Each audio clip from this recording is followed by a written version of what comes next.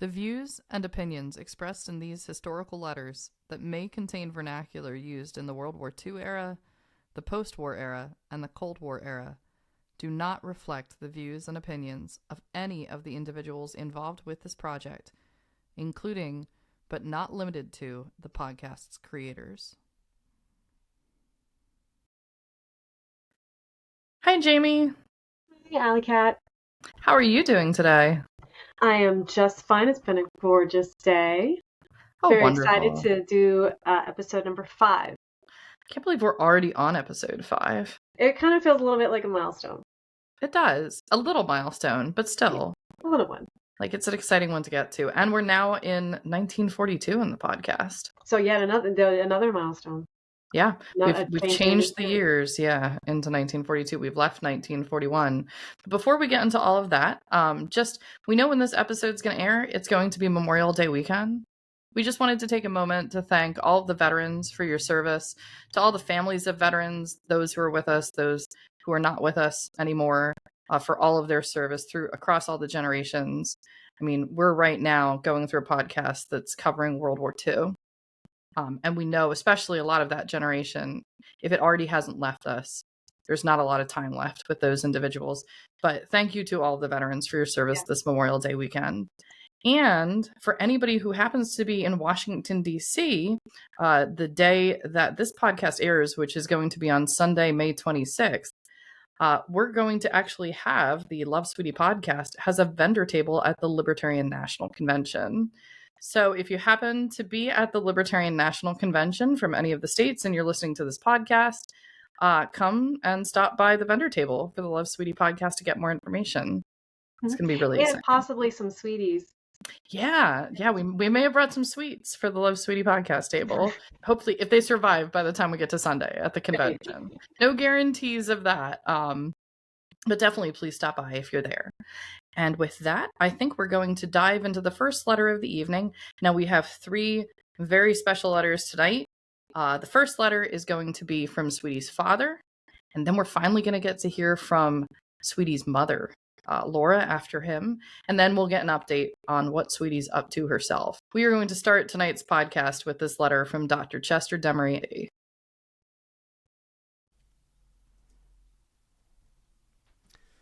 Lacona, Iowa, January 25th, 1942. Dear Jean and Lizzie, it is about 5 p.m., and I will have to get it writing you, or I will not have time to get it over before sleepy time. We've been having some good business for the past 2 weeks, and we hope that we'll go ahead at this rate. It is almost as good, in some ways, as my work was in the Civilian Conservation Corps. Last Tuesday, we had 2 OB cases in one night. This brings our number up to 5 of those cases since we have been here. We may have a couple more in the next 2 weeks. We are retrieving some accident cases also. Last week, we had a nail puncture in the foot, and today we had a lacerated wound as a result of a child falling on a mower sickle. It was of the left arm, just above the elbow. I took 5 stitches in closing it, and also gave a shot of tetanus antitoxin, as I also did in the case of the nail puncture. We have hoped that Death Valley will prove out all right. Last Wednesday, we went to a church social supper and had a very good time for such a small community. That's so sweet. So it's interesting to hear a bit about the cases, like the typical cases that Chester is getting. The 2 OB cases, we can get an idea, of the frequency that he's going to be dealing with that. But then also just the idea of a child falling on a motorcycle. I know it's a little unnerving, a little unsettling. This happens, of course, in farming communities. You have that kind of, those kind of, and it's also funny too because it's like he had a nail puncture, and of course, like this is where you would give a shot of tetanus because you'd be in contact with some rust of some kind, and it's the same stuff that we do. This would be the same kind of treatment we do today. Right. Yeah, I don't think this has really changed too much. So, it's interesting, just with the note about the mower. So my dad always would mow the lawn. And you'd always see that sticker on the side of the mower.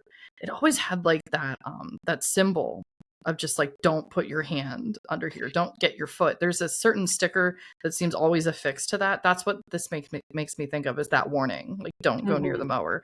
And I always remember seeing that as a kid and being like, nope, not messing with that. But this is probably a little different, but it just brings up those images of seeing that sticker on the mower when I was a kid. Well, I mean, even my son today or yesterday when my husband was mowing the lawn, he's like, I want to ride on the mower. And he was like, not while the mower's going. Yeah. Yeah.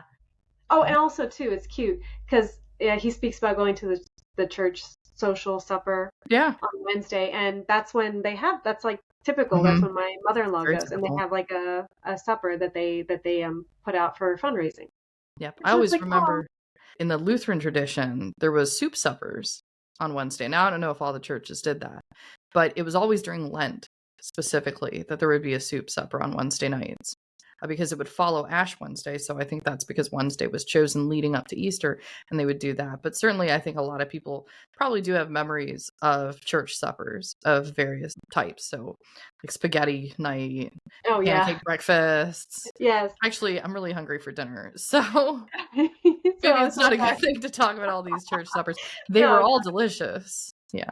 But this is how they socialized. Yep. In small communities. And it's lovely that they have such good. Yeah.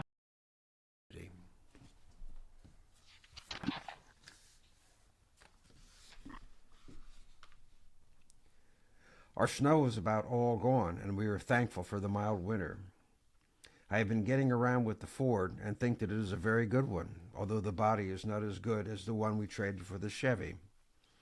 I've been fixing it up with such as spark plugs, steering sector, and now I will have a new battery as the old one went out this morning.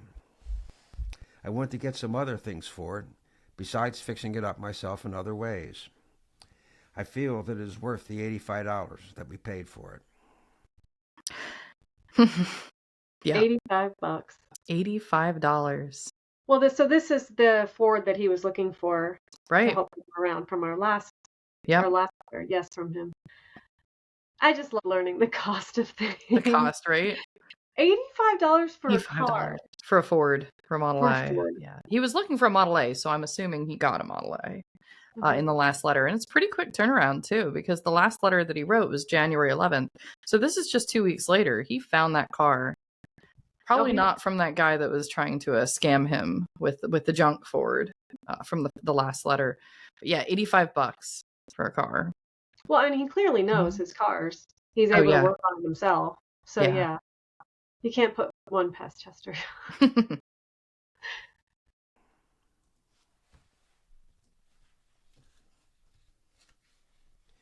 We have had not much opportunity to do any photographic work, and will have to defer it for a week or so anyway. We will, however, get after them as soon as possible.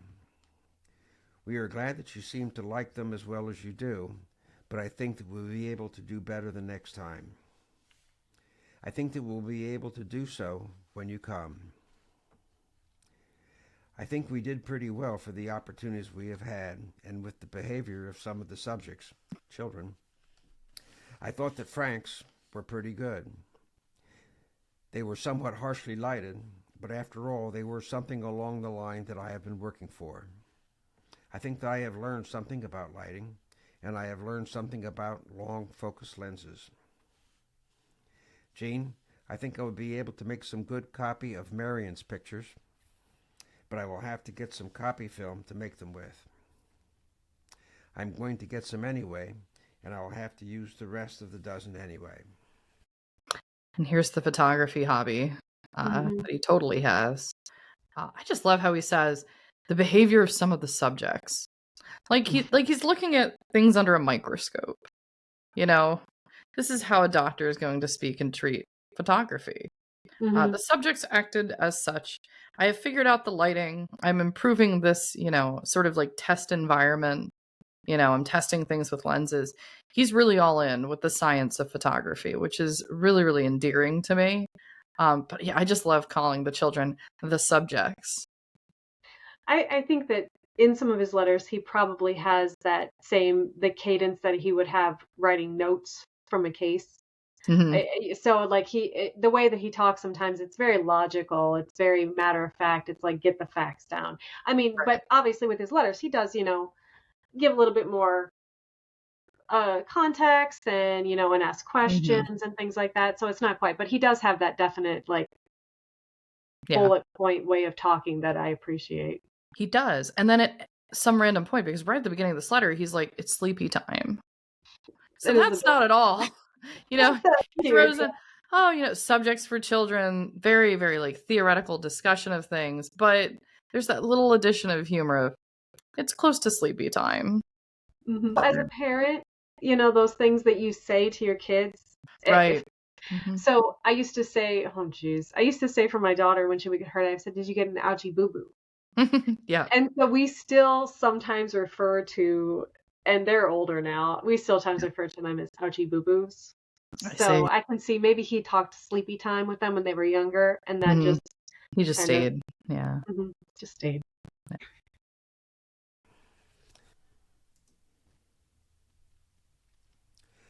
Sweetie has left college, and Mom and I are wondering where she is this afternoon and just how she will like school, or how soon she will wish she were back at college.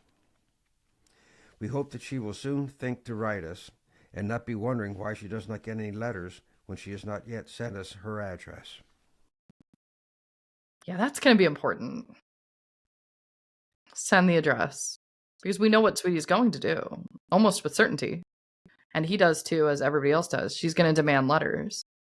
For all we know, she might just forget to send her address. This is the total confirmation, though, in the letters that Sweetie has left Parsons College and Hmm. she's going to some other school. So that's the update that I think we've been looking for. We knew that the semester was ending as the kids returned back to Parsons to finish out the semester. Now it's official. She's left.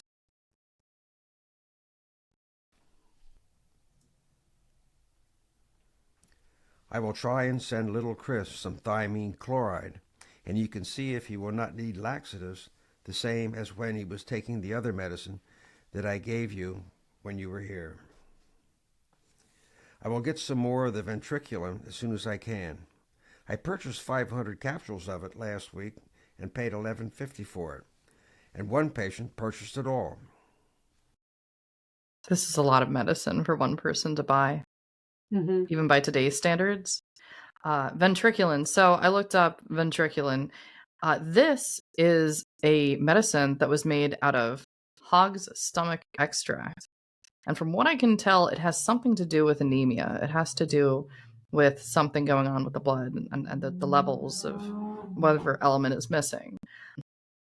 I still think 500 capsules for one person is a lot. Somebody has either a major problem or is just taking a ton of it at the time or is storing up for a long period of time for an ongoing issue. But Hmm. yeah, I guess this is what they were prescribing at the time.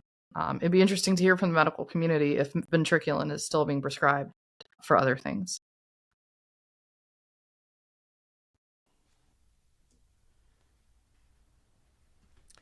We wish that you could come over and visit us again. Maybe when the days get longer and the roads are better, you could take the car and come over and see us. We were both interested and amused that you're racing all over the fields trying to get Susie the cow into the barn. That's just like a Jersey. As I was driving along this morning to make a call in the country, I noticed a young Jersey Ferdinand standing over the fence with a somewhat belligerent attitude. When I got even with him, I thought I would startle him and shouted at him. He went into action, lowered his horns, and acted as if he would go through the fence and bust into the ford. I think that I startled him and landed a Pearl Harbor surprise that somewhat piqued him. I would have liked to have used a Benadryl on him. Yeah. Well, yeah, jerseys are playful. Yep. Nice way to say it. Mm-hmm. Um, but I do like the little, I guess it would have been topical humor at that time. Yeah. Susie the cow. I love the name of the cow. We knew Jeff the dog, and now we have Susie the cow. These human names given to animals, which I think is adorable.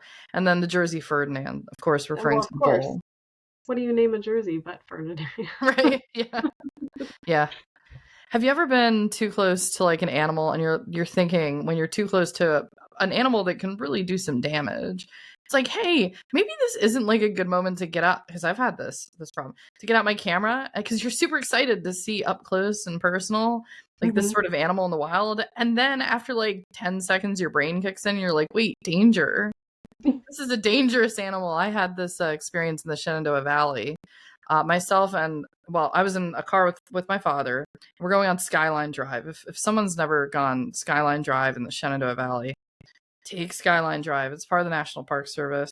And this was actually, I think Civilian Conservation Corps had a lot to do with this. They carve out the side of the mountain so you get these magnificent views on Skyline Drive, and everyone's going at a slower miles per hour. And all of a sudden, everybody was slowing down on like the top of the mountain. And up ahead was a black bear and two of her cubs.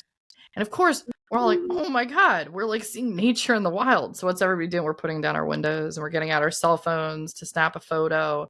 And then I just started thinking, wait, like there's cubs here. This is Mama Bear. She's going to protect her cubs. They seem really tolerant right now, but at any moment, this bear could really attack. And I'm like, why don't we just, this is not, let's keep going. Because then the brain kicks in and it's like, not a good idea. They could attack any one of these cars on the side of the mountain. But I don't know if you've had any similar experiences, Jamie, where you've been sort of too close to what could be perceived as potentially a dangerous wild animal. Oh, well, we saw black bears. I've seen black bears in the wild too, Okay. with babies. And yes, yeah, that's a scary experience. They're really cute though, you know? They are. They're so cute. They're adorable. Adorable. Yeah. And they're full of teeth and anger. Like, dangerous. Yeah. Danger. Yeah. This reminded me of that though, is that desire to just kind of be like, oh, neat nature. Oh no, this is not a good idea. No, and he surprised him too. Yeah.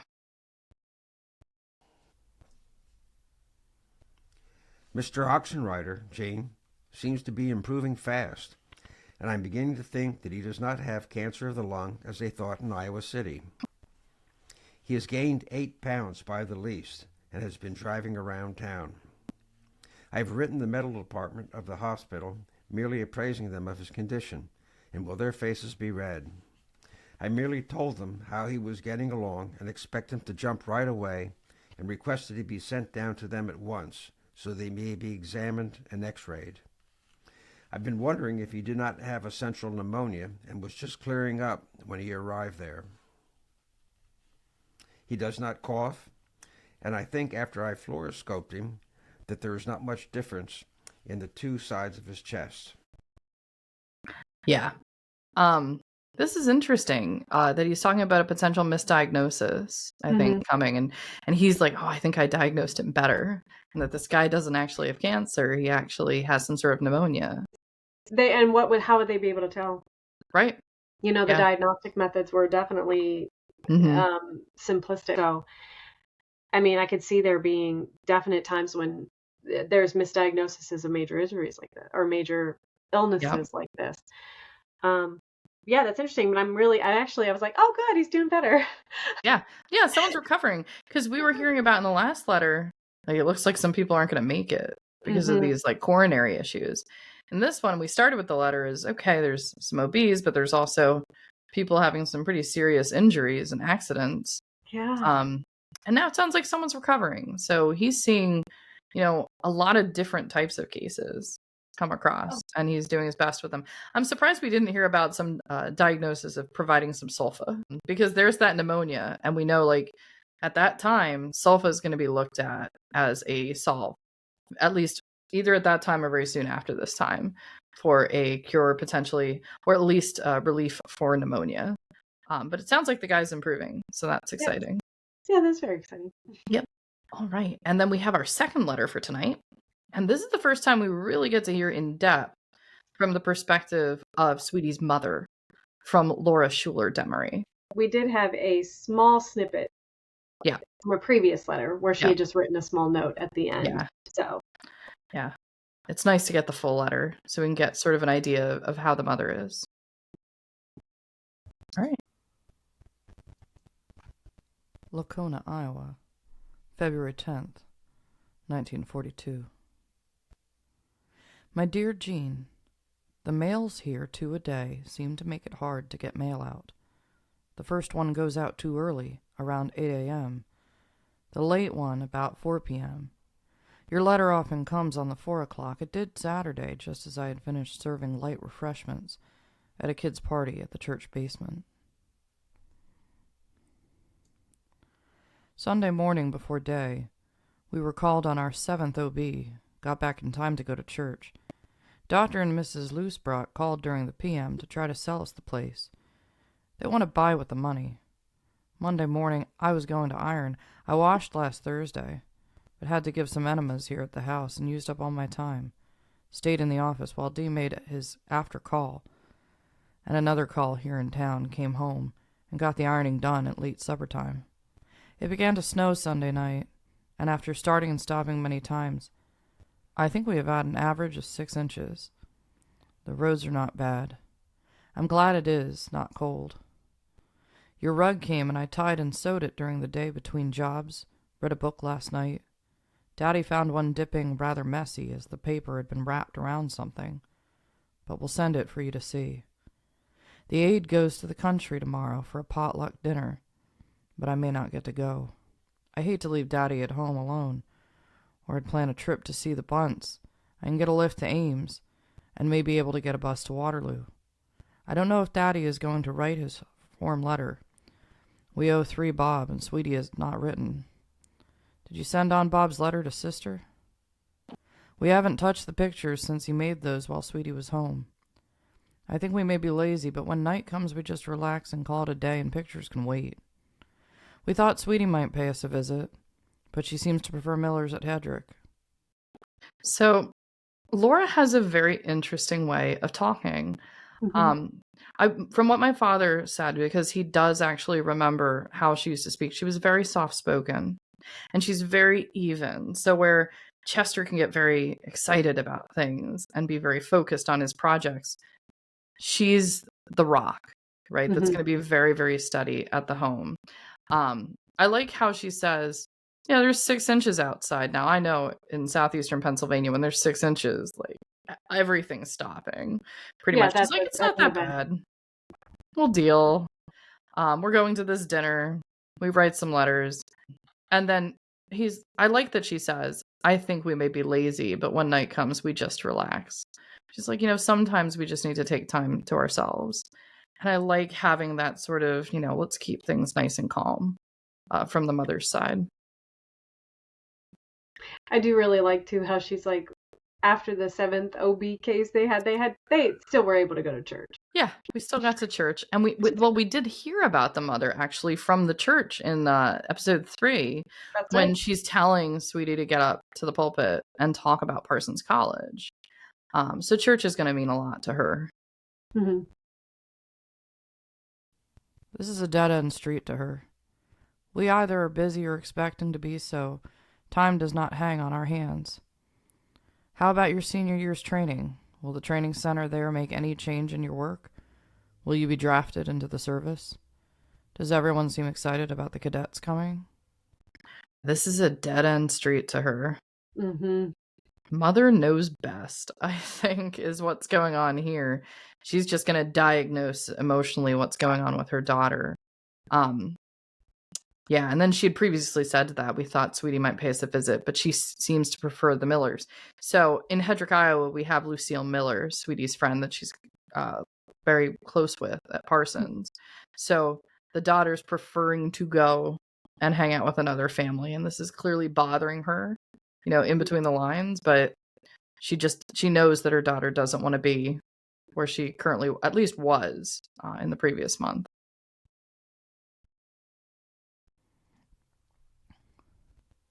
Did Florence say anything about going to Texas? I heard a religious lecture on the radio. They warned girls very seriously about the hazards of a hasty war marriage.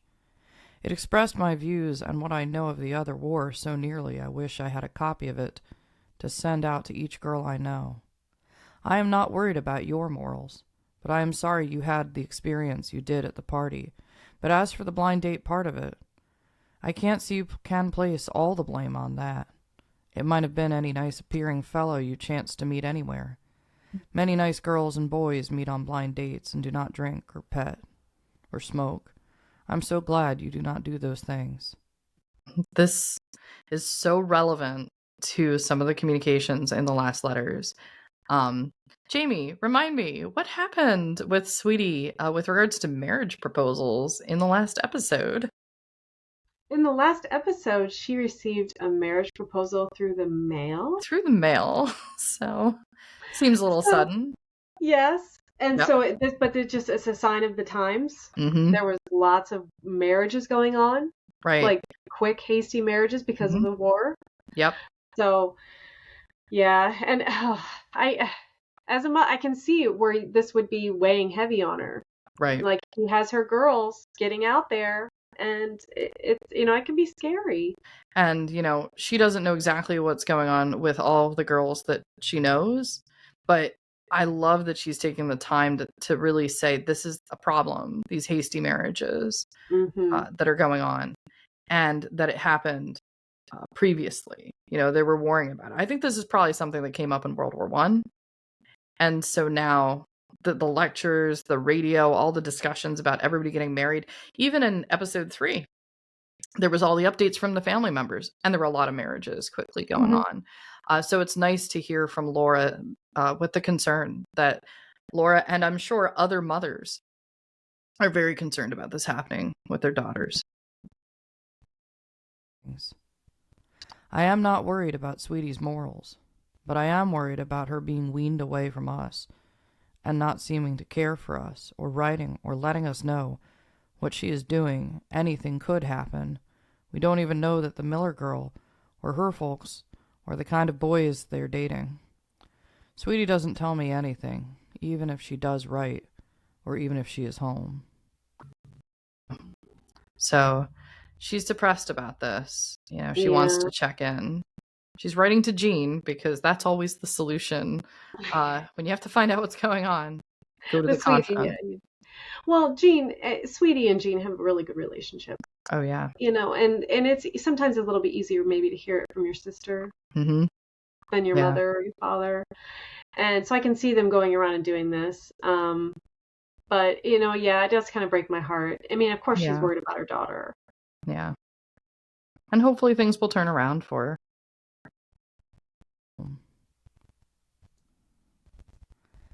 I haven't much idea what sort of an affair she had with Ed or why it was broken off.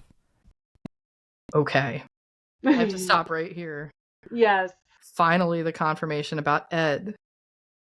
Game over. So this is done. Yeah. So this is done. Mm-hmm. Oh. Well, he was no good for her anyway. Yeah, I don't think it was going well, No. It seemed like they both were playing little games. Mm-hmm. Yeah. So, yeah. But, now we know. It was a very expensive semester at college to go back last fall just because Ed was going. I surmise she has been very sorry she did go back. I fear her laziness will make the new course very expensive for us, and we now have a deficit of nearly $100 to pay to Parsons. Things are looking good here, and I hope we can get squared up. I hate debts and old bills and spending money when we should be paying up the bills. Bob sent me money for a gift. I ordered silverware, but I expect I told you that last week. I feel Bob should want to repay us for what we paid on his old car last year. He forgot us when he collected his $200. He has sent us $60. The car cost us much more than that. I am enclosing some stamp money in this, and hope you may be downtown before Valentine's Day to find one for M.A., dear little tyke. I wish I could have her part of the time. I miss all you kids very, very much. Daddy does too. I do so wish the office was at the house. We could be together more and not miss kids so much. Frank is so in love, he hasn't had much time to write to us. Sister writes nice letters often. Love, Mama. So, a little bit of details about each of the other siblings going to Jean, little updates here and there. A little bit of bitterness about people not repaying the debts that are owed. Not just from Sweetie with college, but from Bob as well.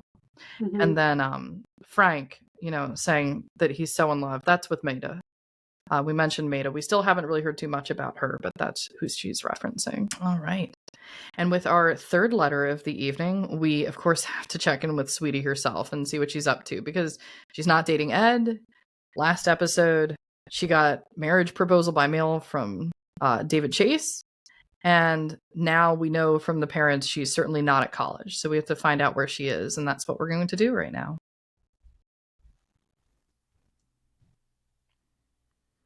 March 9th, 1942. Dear Jean, I have yours and Marion's stationery to send you. I had a hard time getting it, but I got the best I could, even though it isn't quite what you ordered. They had a rather difficult time in getting it. Everything, delay, etc., is blamed on national defense, you know. I'll send it to you. It is still unpaid and I'm broke. Hint, hint. I got a short but nasty letter from Bob that definitely burnt my ears for not having written to you. I know that since I got your letter, there has been a lot of time elapsed, but I also know, too, that there was a long time elapsed in between the last letter I wrote you and the last one you wrote me. I don't know where to begin. Lucille recovered nicely from her appendectomy, and in 3 weeks from the time she was operated on, we started to school February 16th. This is our 3rd week. We live 2 blocks from the school on a big hill that we pant up and practically run down.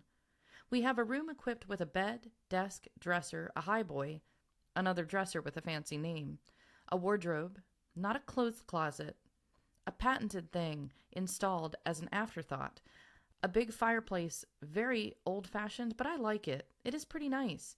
We pay $2 a week apiece, and we like our landlady and get along okay. We have to be at school at 8:25 for roll call. Classes begin at 8:30 and run till 3:40, with the usual hour for lunch. Okay. Before we get into the class schedule here, we're getting a lot of pretty quick information from Sweetie as to where she is. She's with Lucille. She's absolutely with Lucille. And the place that they've gone to now, they are in Ottumwa, Iowa, which is towards the southeast of Iowa. And they're at the business course. So, and they're paying $2 a week for rent. Amazing. Yep. $2. I can't get a coffee for $2 anymore when I go out. You know, they're paying their rent with that, and they're sharing a place. This is definitely part of the plan that we heard that they'd been thinking about. And so the question now is it going to turn out? I love how she says that we pan up the hill and practically run down. Now, I did visit Ottumwa, and I noticed, I'm not sure if it was at the high school, but there did seem to be a school at like the top of a hill while in Ottumwa. So I wonder if it's potentially near to where the current high school is, where they were taking this business course. It really could be mostly anywhere, as long as they had rooms and classrooms that could be used for education. But yeah, sounds like a pretty good deal. $2 a week to stay somewhere and then go to school. Yeah, that they only live 2 blocks from the school. Yeah, convenient. Yeah, absolutely. All right. So here's the class schedule. She's about to get into what they're studying at business school, which I love the detail coming up here. Yeah. Here's my schedule. 40-minute periods. 8:25 roll call. 8:30 shorthand class. Reading and taking dictation. 9:10 shorthand. Supervised study writing. 9:50 typing. 10:30 arithmetic. From simple addition to dividends on bonds in a corporation. 11:10 spelling and penmanship. 3rd grade stuff. Sickening. Noon. 12:55 roll call. 1 o'clock shorthand class. 1:40 typing. 2:30 English, business, punctuation letter writing. 3 o'clock typing. Yeah. So here's the day that they're going to go through. I assume Monday to Friday with these courses. And the biggest class of all is shorthand. And I think that's a skill that's very much disappeared. We haven't been seeing shorthand classes. Certainly people still do study shorthand. Writing, I don't know. I'm tempted to take a class in it just because it is a skill. Mm-hmm. I've seen some court documents that the clerks still write in shorthand in some cases. And it's always been interesting trying to decode what that, what they how to really read the shorthand properly.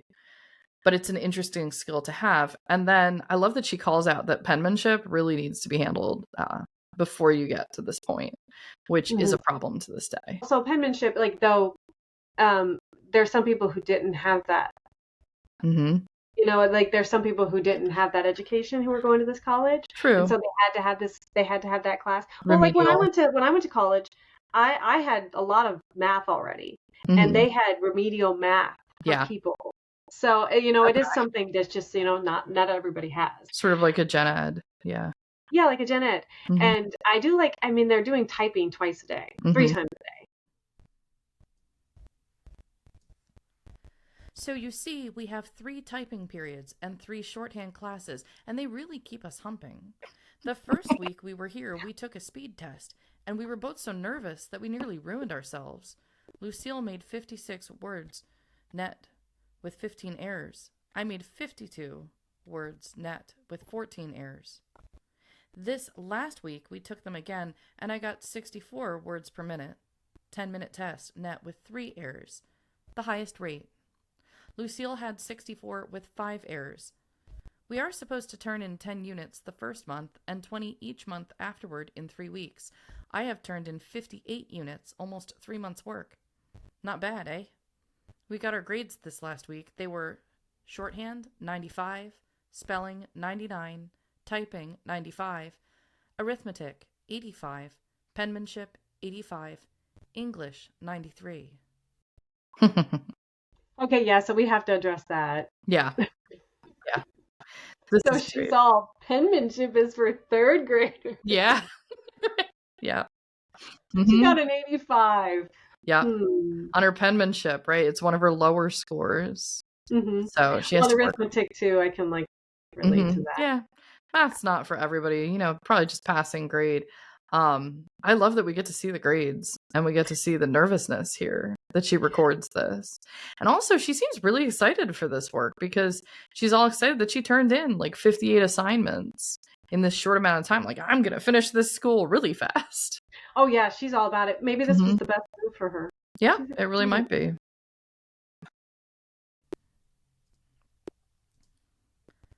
Grades come here by the month instead of 6 weeks or quarter or terms. If I keep on at this rate, I would soon be able to get a job. It is shorthand I need most. My hair is so long and stringy, I have to put it up each night. I sure wish I could have it permanent.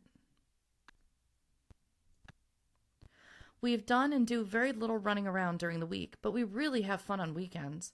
I'm still dating that Hedrick farm boy. He got me a 2-pound box of Whitman's chocolates for Valentine's Day. He writes me each week, and he's really a swell guy. He's spent a lot of money on me. Since he doesn't dance, he's asked me to teach him, and I'd love to have him dance, but I'm not a good enough dancer to teach him. We go to shows, and since I've gone with him, we've seen every good show that comes along. How Green Was My Valley, Son of Fury, Woman of the Year, Roxy Hart, Bahama Passage, Honky Tonk, Lady Be Good, Blossoms in the Dust, The Man Who Came to Dinner, Johnny Eager, Don't Get Personal, Sealed Lips, All That Money Can Buy, and I can't remember what else. Yeah, they're watching a lot of movies right now. Oh yeah. And I feel like I now have a list of movies I need to watch. At least some of these. I love some of the titles. I'm sure there are going to be some listeners that have seen some of these films. But yeah, so in lieu of dancing, they're just going to go out to the movies. Go to picture shows. Oh, I mean, he has enough money, it seems. A 2-pound box of Whitman's chocolate. Yeah. Yeah, he's a farm boy, but yeah, that's a nice Valentine's Day. Yeah. He's having a picture made for me. I'll get it in about 2 weeks. He's really nice and I like him. You'll find him even harder to get acquainted with than Ed. And I know you don't like that, but you'd like him when you did know him. He's a bashful farm boy, an only child, but surprisingly enough, an unspoiled one. He's having a birthday soon, and I'd like to get him something nice. I can hardly wait for that picture. I'm sure it will be nice. I wish you knew him. Maybe you will. As a brother-in-law? Don't mention this in the letter you write back. Lucille and I trade letters a lot, and she's still in the dark. There's so much good content in this letter. It's a good one. Hey, maybe I'll marry this guy. Like Sweetie. she's like, I mean, and they haven't been together that long. No. It's like if you think about it, because like so her mother wrote that letter in February Yep. and said, well, she's done with Ed. Mm-hmm. So, but she was clearly with this guy. She's not Yep. talking to her mom. Yep. And we don't know, like, is she talking about David here? Because she still hasn't mentioned his name, which is great for mystery. And then I love that she's like, okay, be careful if you're writing back about this because I haven't told Lucille. She's rooming with Lucille right now. She's still in the dark. So she's kind of sneaking around with this farm boy and going to the movies. I have owed David a letter for so long, it's pitiful. But I don't seem to think of David, and even more surprisingly, not of Ed either. I guess I didn't feel as badly about it after all. That's why I'm holding Don off to find out for sure. But I think that Don is 3 or 4 times the guy Ed is or what I thought he was. Yeah. So his name is Don. Not David. Not David, whom she has still apparently needs to talk to. Oh my goodness. Like, I'm sure she, come on. Yeah. No, she must have told him before now, but. I would hope so. I hope she hasn't left David waiting since, what was it, like January? This is 2 months later, about his marriage proposal in the mail. But I do wonder that potentially that is the case because she's saying she's holding off. And if Lucille knew that she was dating this other guy, Lucille probably knew that David had proposed via the letter. Oh, and then it would cause this whole gossipy thing. So just because she doesn't want to say anything. She doesn't I want to say really love how anything. she's like mentioning Ed over and over. Yeah. Yeah, it might be over with Ed, but Ed's still being referenced a lot as just the comparison. Mm-hmm. I've got to go to town to mail out the stationery and the letter, so now I'll say goodbye.